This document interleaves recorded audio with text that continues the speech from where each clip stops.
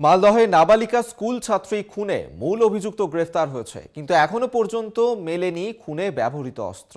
এদিন নাবালিকার বাড়িতে যান রাজ্য শিশু সুরক্ষা কমিশন ও কেন্দ্রীয় শিশু সুরক্ষা কমিশনের প্রতিনিধিরা।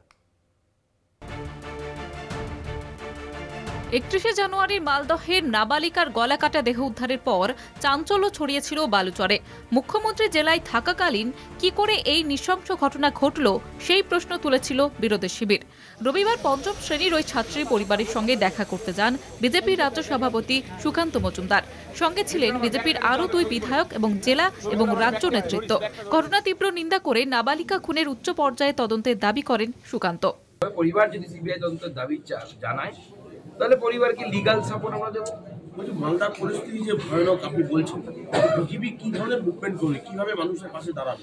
এটা নিয়ে তো অলরেডি আমাদের মুভমেন্ট হয়েছে, থানাতে গেছিল আমাদের লোকেরা, এবং আগামী দিনে আমি আমাদের সাংগঠনিকভাবে 2টো জেলার মধ্যে পড়ে আমি 2 জেলা সভাপতিকে বলবো যে এই ধরনের আইন শৃঙ্খলা পরিস্থিতির অবনতি নিয়ে এসপি অফিস ঘেরাও, এই ধরনের একটি বৃহৎ আন্দোলন করা। বিজেপির বিরুদ্ধে পাল্টা অস্ত্র শানিয়েছে তৃণমূল। বাজার গরম করে লাভ নেই, মানুষের পাশে থাকতে হবে, পরিবারের পাশে থাকতে হবে, পরিবারকে অভয় দিতে হবে, তার সম্পন্ন করবে, এটাই কাজ। আমি সুকান্ত বাবুকে বলবো আপনি একটু ভালো করে জেনে নিয়ে বলবেন। মালদা শহরে নাবালিকা খুনের ঘটনায় উদ্বিগ্ন রাজ্য শিশু সুরক্ষা কমিশনের সদস্য যশবন্ত শ্রীমানি। রবিবার ওই নাবালিকার বাড়িতে যান রাজ্য শিশু সুরক্ষা কমিশনের সদস্যরা। পরিবারের লোকেদের সঙ্গে কথাও বলেন।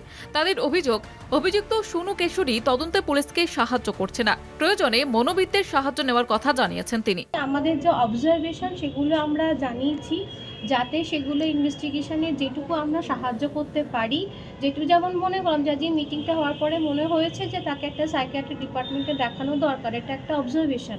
এরপরে সেটা অলরেডি প্রসেসিং শুরু হয়ে গেছে।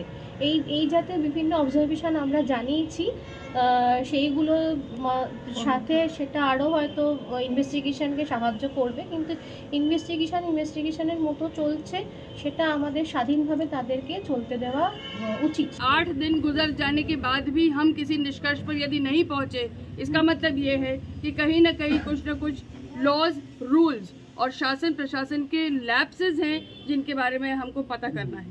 এদিন পরিবারের সঙ্গে দেখা করেন কেন্দ্রীয় শিশু সুরক্ষা কমিশনের সদস্যরাও। তদন্তের গতি আনতে সংশ্লিষ্ট মহলের রিপোর্ট পাঠানোর কথা জানানো হয়েছে। খুনে যে অস্ত্র ব্যবহার করা হয় তা এখনো পর্যন্ত উদ্ধার করা যায়নি। ময়না তদন্তের রিপোর্টে ধর্ষণের প্রমাণও মেলেনি।